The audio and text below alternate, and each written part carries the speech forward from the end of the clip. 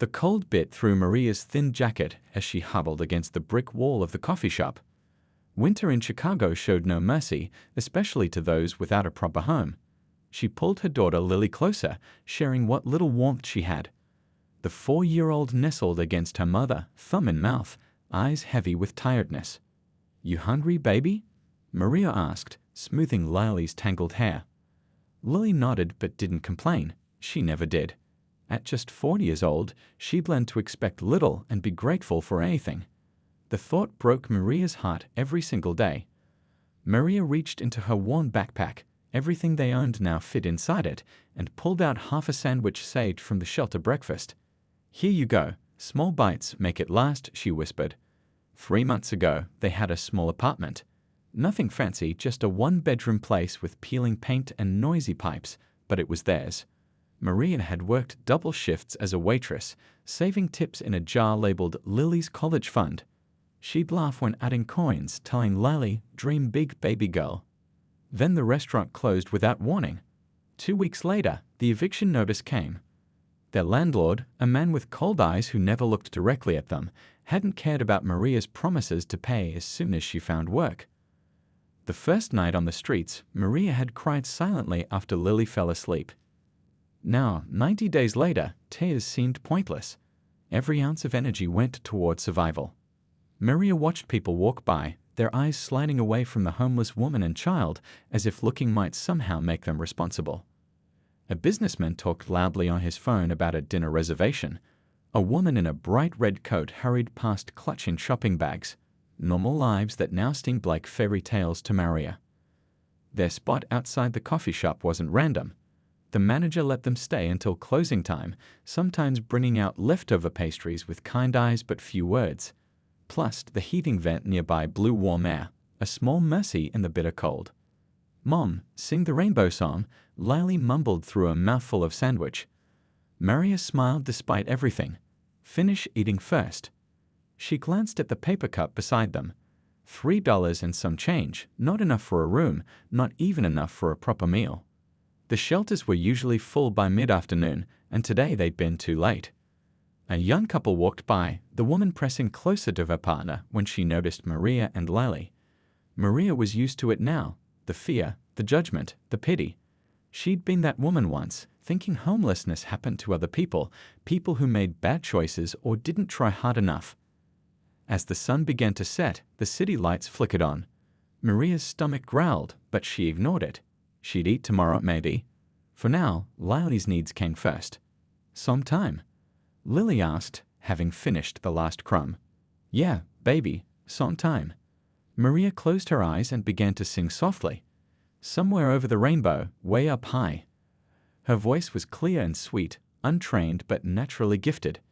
Singing had always been her escape, even as a child when her own mother struggled to keep a roof over their heads.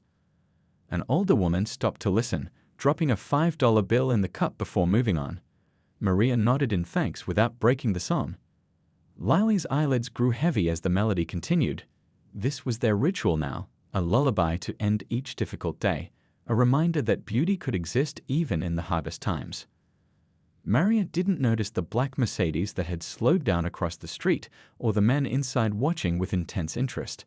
She just sang to her daughter, pouring all her love and broken dreams into a song about rainbows and wishes coming true. Tomorrow would be another day of searching for work, of explaining to Lily why they couldn't go home, of swallowing her pride at the social services office. But for this moment, there was just a mother's voice rising clear in the cold evening air, creating a bubble of love around her child. Morning came with the harsh sounds of the city waking up. Maria's back ached from another night spent sitting upright against the wall of a bus shelter. She'd kept Lily wrapped in their only blanket, the child's head resting on her lap. They hadn't made it to the shelter in time last night. "Rise and shine, baby girl," Maria whispered, gently stroking Lily's tangled hair. Lily's eyes fluttered open, confusion settling there for just a moment before reality returned. "I was dreaming about our old house," she said simply. Maria swallowed the lump in her throat. "Was it a good dream?" Lily nodded. "You were singing in the kitchen." Maria managed a smile. "Well, I can still sing, can't I? No kitchen needed." She helped Lily fold the thin blanket, tucking it into their backpack with practiced movements. "Let's go find some breakfast." They knew the routine by now. The church on 43rd Street offered breakfast on Tuesdays and Thursdays. The community center had a morning program where Lily could play with other kids, while Maria used their computers to search for jobs. Each day was a careful dance of finding food, warmth, and maintaining what little dignity they had left. As they walked, Maria thought about how she'd ended up here. Music had once been her whole life.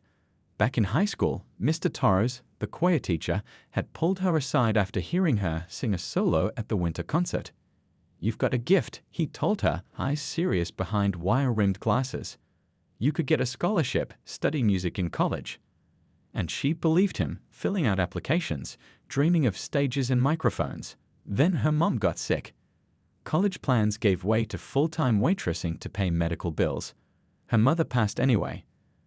Then came Lily, unexpected but instantly loved, and the baby's father disappeared before she was born. Still, Maria had managed. For years, she'd worked and saved and built a modest life for them, until she couldn't anymore. "Mom, look!" Lily pointed to a street performer playing guitar. The man's case lay open before him, scattered with coins and a few bills. Maria paused, allowing Lily to watch. The performer noticed them, his eyes taking in their worn clothes and backpack. He nodded in silent understanding, then deliberately turned his focus to Lily, playing a child's song that made her giggle. "I could do that," Maria murmured, more to herself than to Lily. "Do what, Mummy?" "Sing on the street, for money." The thought had crossed her mind before, but pride had always stopped her. Now, pride seemed like a luxury they couldn't afford. After breakfast at the church, lukewarm oatmeal and slightly bruised apples, Maria found a spot near the park entrance. Not too close to other performers, but where plenty of people passed by. "We're gonna try something new today," she told Lily, settling the child beside her with a tattered picture book from the church's donation pile. "If Mommy sings, maybe nice people will give us money for dinner." Lily looked up, her small face serious. "Can I help?" Maria's heart squeezed. "Just be my brave girl, okay?" Nervous at first, Maria's voice came out thin and shaky. A few people glanced over but kept walking. She cleared her throat and tried again, this time closing her eyes and pretending she was back in high school, standing on the choir risers. Amazing grace, how sweet the sound. Her voice grew stronger, richer, filling the space around them. A woman stopped, then an older man. A small crowd began to gather. Maria moved seamlessly into other songs, old hymns, pop ballads, anything she remembered all the words to. When she finally paused, people clapped. Coins and even a few bills dropped into the cup she placed in front of her. Lily beamed with pride. "Your voice is beautiful," said a woman in a business suit, dropping in a $5 bill. "Thank you," Maria whispered, fighting tears. That night, they had enough for a hot meal and even a cheap motel room, a rare luxury of privacy and a real shower. As Lily fell asleep on clean sheets, Maria counted their earnings. "We can do this," she told herself. "We can survive until something better comes along." She didn't know yet that something better was already on its way, in the form of a black Mercedes and a man who would remember what it was like to hear music for the very first time. James Hartwell drummed his fingers against the leather steering wheel of his Mercedes. Another traffic jam in downtown Chicago.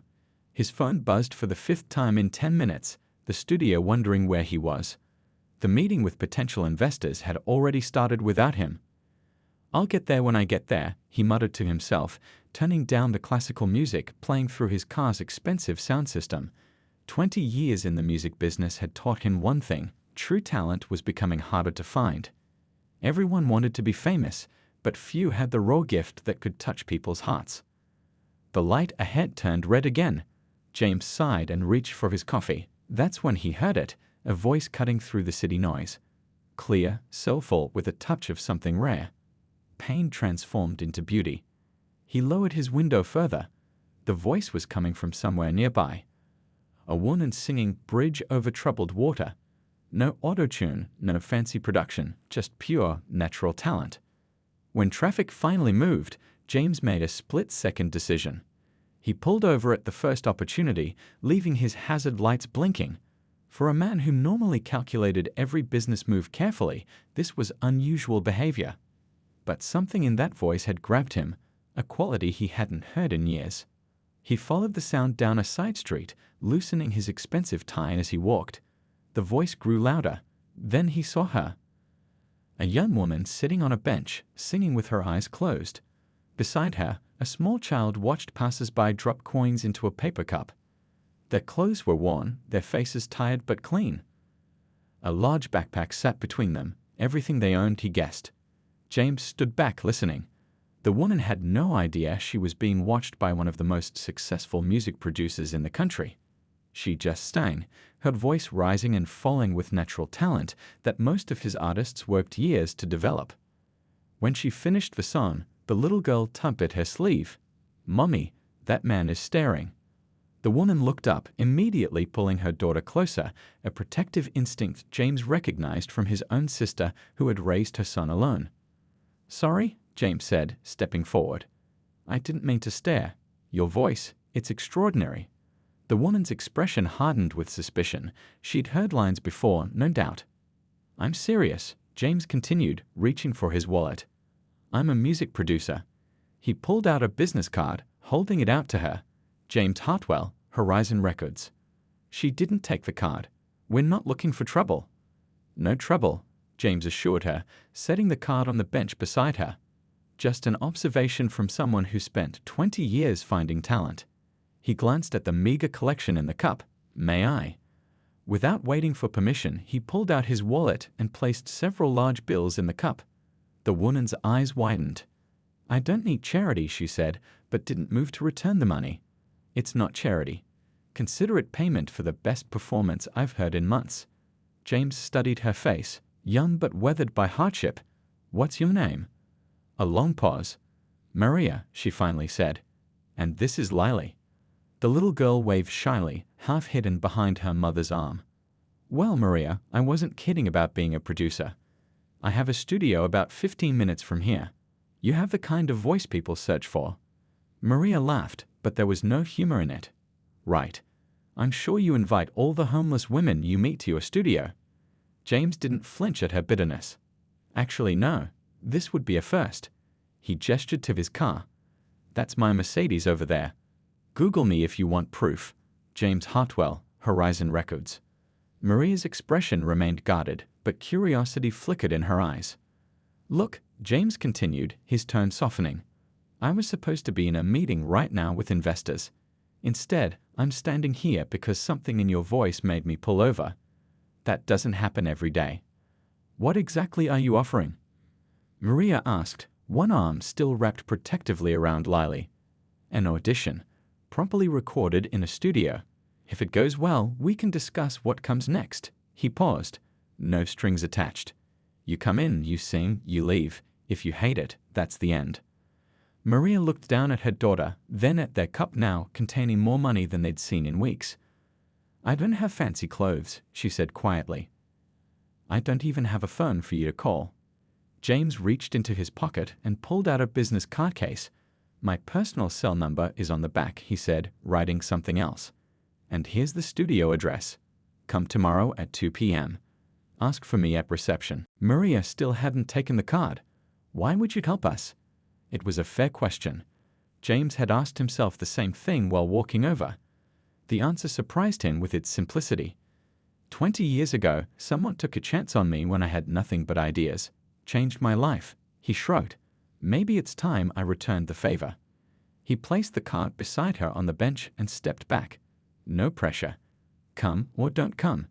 But that voice of yours, it deserves to be heard by more than just passers-by." As James walked back to his car, he glanced over his shoulder. Maria was holding his card, staring at it like it might disappear. The little girl was looking up at her mother with curious eyes. For the first time in years, James felt something beyond the routine pursuit of profit. He felt the possibility of making a real difference in someone's life. Whether she showed up tomorrow or not, he knew he'd done the right thing by stopping. Maria stared at the business card for hours after James left. The streetlights had come on, casting a yellow glow over the embossed lettering. Horizon Records. It seemed so official, so legitimate. but experience had taught her to be cautious of anything that seemed too good to be true. "What did that man want, Mummy?" Lily asked, counting the money James had left. To a 4-year-old, it seemed like a fortune. "He liked my singing," Maria said simply. "He wants me to come sing at his work tomorrow." "Are we going?" Lily's eyes lit up with a child's excitement. Maria tucked the money safely into her sock. "I don't know, baby." That night, they got a room at the cheap motel again. After Lily fell asleep watching cartoons, a rare treat, Maria sat by the window, turning the card over and over in her hands. She took out her old phone, no service, but the Wi-Fi still worked when they could find a connection. The motel's free Wi-Fi was slow but functional. She typed James Hartwell Horizon Records into the search bar. The results loaded slowly. Pictures of a well-dressed man at music events. Articles about successful artists he discovered. The Horizon Records website with its impressive roster of talent. It all matched the man she'd met. This wasn't some scam or worse, a creep preying on vulnerable women. Still, doubt nagged at her. People like her didn't get breaks like this. Life had taught her that lesson repeatedly. "What's the catch?" she whispered to the empty room. But as she watched Lily sleeping peacefully for once, not curled up on a shelter cot or in the back seat of the car they'd lived in before it was repossessed, she wondered if maybe, just maybe, this was worth the risk. Morning came, and with it, decisions. If they went to the studio, they'd miss the free lunch at the community center. If this was a waste of time, they'd go hungry until dinner. Every choice had consequences when you lived this close to the edge. "We're going on an adventure today," Maria told Lily as they shared a muffin from the motel's continental breakfast. "We're going to a place where they make music." "Like on the radio?" Lily asked, eyes wide. "Just like that." Maria helped Lily wash her face, then did her best to make them both presentable. The motel shower had been heaven, but their clothes were still worn and shabby. She pulled her hair back neatly and used a tiny bit of the motel lotion on Lily's cheeks, chapped from the winter wind. They checked out at noon, backpack once again holding everything they owned. The studio was across town. With the money from James, they could afford bus fare, but Maria saved a little just in case this all fell through. The bus driver raised an eyebrow when she asked if this route went near the address on the card, but he nodded. "That's the fancy part of town," he said. "I'll let you know when we're close." Lily pressed her face against the window, watching the city change as they traveled. Gradually, broken sidewalks gave way to clean streets. Boarded-up shops became glossy storefronts. The people looking through bus windows changed too, better dressed, walking with purpose rather than desperation. "Is this where rich people live?" Lily asked loudly, earning glances from other passengers. Maria whispered, "It's just different from what we're used to." When the driver called their stop, Maria's stomach twisted with nervousness. They stood outside a gleaming building with large glass doors. A security guard watched them from inside. "Maybe this was a mistake," Maria murmured. "The music place?" Lily tugged her hand. "I want to see." Taking a deep breath, Maria pushed through the doors. The lobby was sleek and modern, with awards and platinum records decorating the walls. A receptionist with perfect makeup looked up as they approached. "Can I help you?" Her tone wasn't unkind, but her eyes took in their appearance with obvious questions. "I'm here to see James Hartwell," Maria said, her voice stronger than she felt. "He's expecting me." "Maria Jenkins." The receptionist checked something on her computer, looking surprised. "Oh, yes, you are on the schedule." She picked up a phone. "Mr. Hartwell, your 2 o'clock is here." Maria clutched Lily's hand tighter, fighting the urge to run. This world wasn't meant for people like them. She didn't belong here among success and wealth. The elevator doors opened, and James stepped out. He looked different today, more polished in a tailored suit, hair perfectly styled. For a moment, Maria wondered if he would even recognize them, or if yesterday had been some kind of joke. Then he smiled, genuine and warm. "Maria, you came." He crouched down to Lily's level. "And you brought your assistant." Lily giggled, hiding behind Maria's legs. "I wasn't sure if I should," Maria admitted. "I'm glad you did." James straightened, ready to make some music. As he led them toward the elevator, Maria felt everyone watching.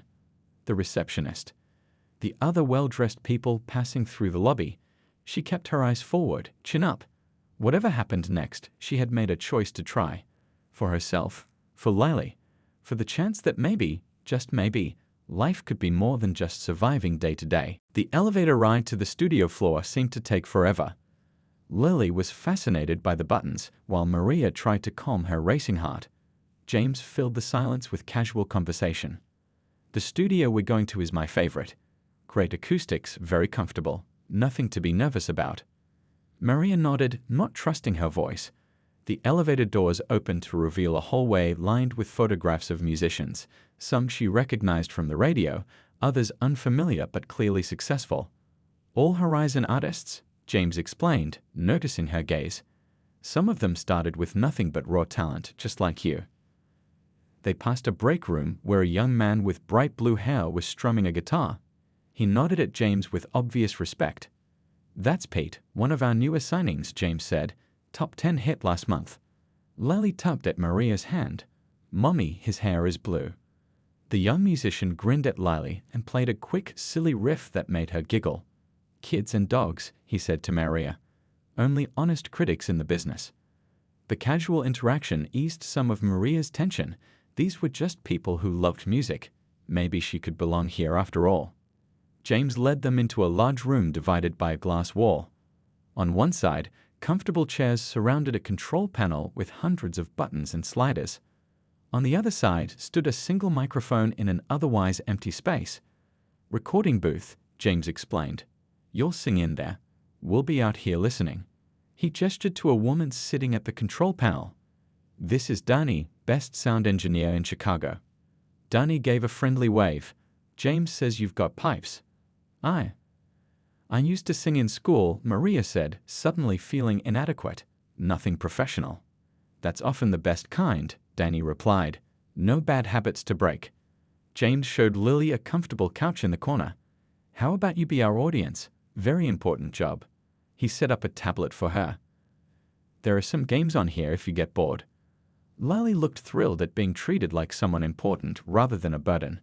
Maria felt a rush of gratitude toward James for this small kindness. What should I sing? Maria asked as James led her toward the recording booth. Whatever feels right, something that means something to you. Inside the booth, Maria put on the headphones as instructed. The world immediately became quieter, more focused. Through the glass, she could see James and Danny at the controls, Lily watching from the couch. We're ready when you are. James's voice came through the headphones. No pressure. Just sing like you did on the street. But this wasn't the street. There, Maria sang for Lily for survival with nothing to lose. Here, everything felt different. The professional equipment, the expectant faces, the possibility of something better hanging in the balance. Her mouth went dry. What if she wasn't good enough? What if James had made a mistake? What if this one chance slipped away because her voice failed her now? Through the glass, Maria saw Lily give a little wave and a thumbs up. That simple gesture from her daughter, always believing in her even when they had nothing, broke through the fear. Maria closed her eyes and thought of all the nights she'd sung Lily to sleep in shelters, in their old car, on park benches. She thought of the dreams she'd put aside. The music teachers who'd believed in her before life got in the way. She began to sing Hallelujah, the Leonard Cohen song her mother had loved. Her voice started soft, uncertain, but grew with each phrase. The familiar melody wrapped around her like an old friend. In the control room, James leaned forward, eyes closed, listening intently. Danny's hands moved across the board, adjusting levels, capturing every nuance.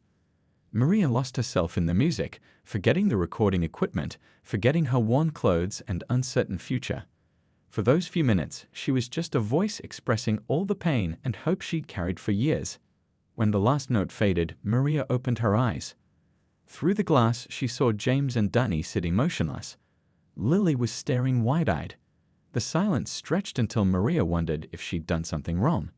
Then James pressed a button. Maria, his voice came through the headphones, thick with emotion. That was extraordinary. Danny was nodding, wiping discreetly at her eyes. Really? Maria's voice sounded small even to herself. Come out here, James said. Back in the control room, James played the recording. Maria barely recognized her own voice, clear, powerful, with a depth of feeling that caught her by surprise. "Is that me?" she whispered. "That's all you," Danny confirmed. "No effects, no tricks, pure talent." Lily came running over. "Mommy, you sounded like an angel." James turned to face Maria directly. "I've been doing this for 20 years. I've worked with Grammy winners and international stars. What you just did in there, that honesty, that emotion, it's what everyone in this business is searching for." Maria felt tears threatening. "What happens now?" "Now," James said, "we talk about what you want, because I'm prepared to offer you a job. Not stardom, not yet, that's a longer road, but a steady position as a session vocalist. Regular hours, decent pay, health insurance." The last two words hit Maria like a physical blow. Health insurance.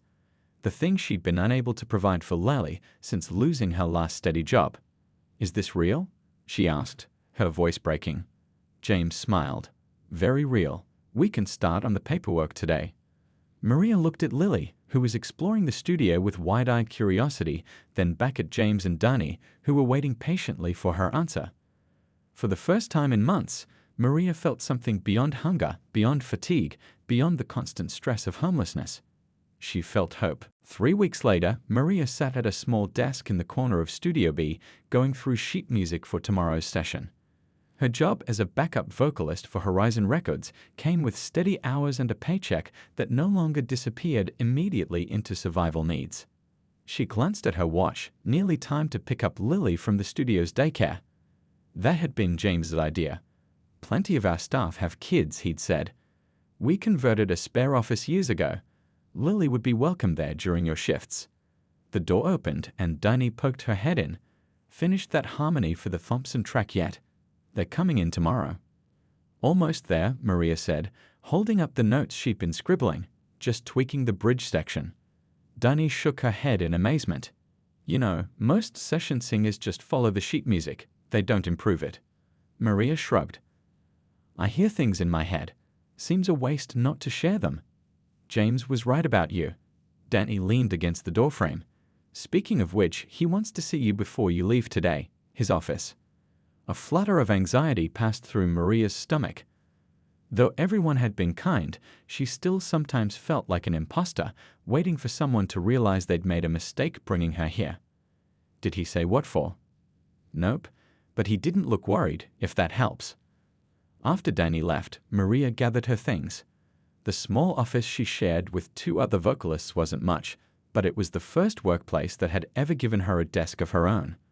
A photograph of Lily sat beside her computer, taken just last week, showing her daughter with a gap-toothed smile and clean clothes. Maria touched the frame gently. They were staying in a modest extended-stay hotel now. Not permanent, but clean and safe. Next month, with her first full salary and the advance James had arranged, they'd move into a small apartment. Lily would start kindergarten in the fall. Normal things that had seemed impossible just a month ago. Maria made her way to the daycare room, where Lily was finger-painting with 2 other children. Miss Pat, the caregiver, waved her in.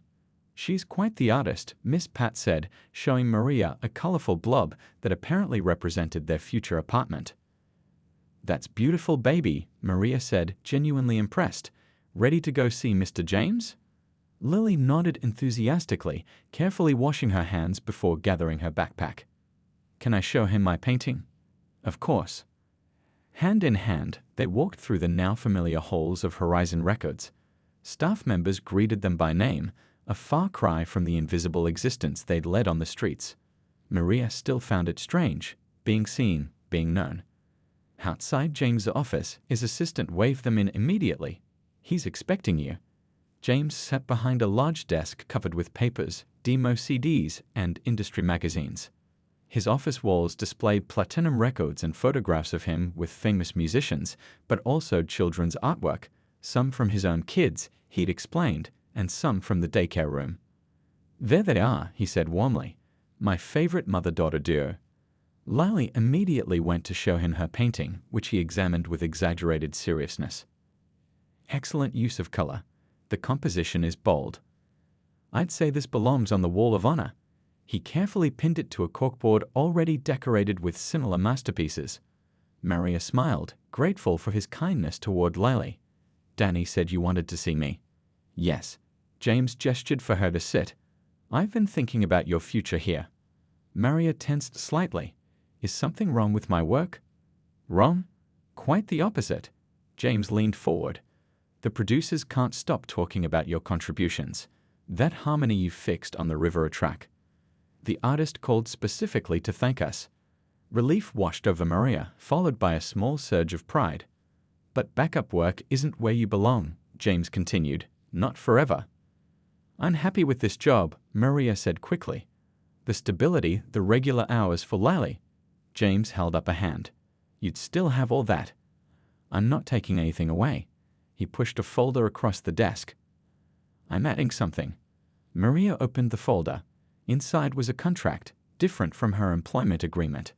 The words recording artist jumped out at her. I don't understand. It's a development deal, James explained. Limited at first. One single with an option for an EP if it performs well. You'd still do your regular sessions, but we'd also start building your own material. Maria stared at the papers. You want me to record my own music? That song you were humming while making coffee yesterday? I had Phil write it down. It's good, Maria, really good. She looked up startled. That was just something I made up for Lily. Exactly. Real, honest music, not manufactured. That's what connects with people. James leaned back. Look, I'm not promising fame and fortune. The music business doesn't work that way. But I am offering a chance to see where your talent could lead. Lily, who had been coloring quietly in the corner, looked up. Are you going to be on the radio, Mummy? The simple question brought tears to Maria's eyes. How many times has she sung along to the radio with Lily, never imagining her own voice could someday be heard there? Maybe, baby, she said softly. Mr. James thinks it's possible. You don't have to decide right now, James said. Take the contract home. Read it carefully. Ask questions. But know this, I wouldn't offer if I didn't believe in you completely. Maria ran her fingers over the contract. From homeless to recording artist in 1 month. Sounds like a fairy tale. James smiled. Sometimes life is stranger than fiction, and sometimes talent finds a way to be heard, even from a street corner. As they left his office, Maria felt a curious mixture of terror and excitement. The future, once so bleak and uncertain, now stretched before them filled with possibilities she'd never dared to imagine. 18 months later, Maria stood backstage at the River City Community Center, peeking through the curtain at the growing crowd. Her hands trembled slightly as she smoothed down her simple but elegant blue dress, bought specially for tonight's benefit concert. Nervous? James appeared beside her, looking sharp in a suit but with his tie already loosened. Terrified, Maria admitted. There must be 300 people out there. 327 to be exact, James said with a smile. Every ticket sold. Not bad for your first headlining show. The past year and a half had been a whirlwind. The single James had produced for her, a haunting ballad called Street Corner Lullaby, had found success on independent radio. Not enough to make her famous, but enough to build a small, dedicated following. Enough to make tonight possible. I still can't believe we raised over $10,000 in ticket sales, Maria said, watching volunteers setting up the final chairs. People connect with your story and your voice. James checked his watch. 20 minutes till showtime. Where's your little assistant? Right here. Lily came skipping up, wearing a dress that matched her mother's. At 6 years old now, she'd lost the gaunt look of their homeless days. Her cheeks were full, her eyes bright. Miss Pat is showing me how the spotlights work. Very important knowledge, James said seriously. Maybe you'll run the whole show someday. A volunteer approached with a clipboard. Miss Jenkins, we're ready for your sound check. I'll be right there, Maria replied, still watching the audience. The front 3 rows were reserved, but she couldn't see who for. James seemed to read her thoughts. Special guests. You'll see soon enough. The sound check went perfectly. Maria's voice filled the community center hall, strong and confident now after months of proper training. The band, session musicians from Horizon who'd volunteered their time, followed her lead seamlessly. Back in the small dressing room, Maria tried to calm her racing heart. A knock on the door revealed Danny, who'd become a close friend. You ready for this? Danny asked, helping Lily adjust her hair ribbon. As I'll ever be. Maria took a deep breath. I just hope I don't forget the words. You won't. Danny handed her a small package. This came for you. From the shelter director. Maria opened it to find a simple silver bracelet with a single charm. A musical note. The note card read, "From all of us who heard you sing when you had nothing, now everyone else gets to hear too." Tears pricked at Maria's eyes. I need to fix my makeup now, thanks a lot. Danny laughed. Hurry up. 5 minutes till showtime. When Maria finally stepped onto the stage, the lights nearly blinded her. The applause washed over her like a wave. She could make out James and Danny in the front row, with Lily bouncing excitedly between them. As her eyes adjusted, she saw who filled those reserved seats. Families from the homeless shelter where she and Lily had spent so many nights. Mothers and children who were still struggling the way they once had. The shelter staff who'd shown them kindness. Even the bus driver who'd helped them find the studio that fateful day. Maria stepped up to the microphone. Thank you all for coming tonight. For those who don't know me, my name is Maria Jenkins. 18 months ago, I was homeless, sitting on street corners for spare change to feed my daughter. Her voice stayed steady as she continued. I was one of the lucky ones. Someone stopped to listen, really listen. Not everyone gets that chance. That's why every dollar from tonight's concert goes to the New Beginnings Family Shelter and their new program, providing arts education for homeless children. She gestured toward the shelter families.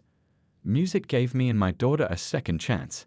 Every child deserves to find their voice, regardless of their circumstances. The crowd applauded again. Maria nodded to the band, and the first notes of Street Corner Lullaby filled the hall. She closed her eyes and sang the words she'd written about those dark days, the cold nights, the uncertainty, but also the fierce love that had kept them going. When she opened her eyes again, she saw many in the audience wiping away tears. In the front row, a young mother held her child closer, a look of recognition in her eyes. Maria sang directly to her, a silent message passing between them. I understand. I was you. There is hope. After the show, Maria stood in the lobby, accepting congratulations and thanks. James approached with a well-dressed woman Maria didn't recognize. Maria, this is Diane Powell from the Children's Arts Foundation. She'd like to talk to you about a possible partnership. The woman smiled warmly. Your story and your talent are remarkable, Miss Jenkins. We fund music programs in underserved communities, and we need advocates who truly understand why arts access matters.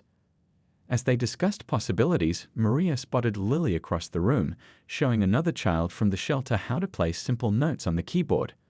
The girl's mother watched with the same wonder Maria had felt seeing Lily's first day at her new school, the wonder of watching your child experience something you never thought possible for them. Later that night, in their small but comfortable apartment, Maria tucked an exhausted Lily into bed. Did I do good, Mummy? Lily asked sleepily. You did amazing, baby. Maria smoothed her daughter's hair. Are we always going to be okay now? The question caught Maria off guard with its innocent directness. She thought carefully before answering. I can't promise that life will always be easy, she said honestly. But I can promise that we'll face whatever comes together. And I can promise that no matter what happens, I'll never stop singing for you. Lily seemed satisfied with this answer, her eyes drifting closed. I like that Mr. James stopped his car that day. Me too, baby, Maria whispered, thinking of how differently things might have turned out.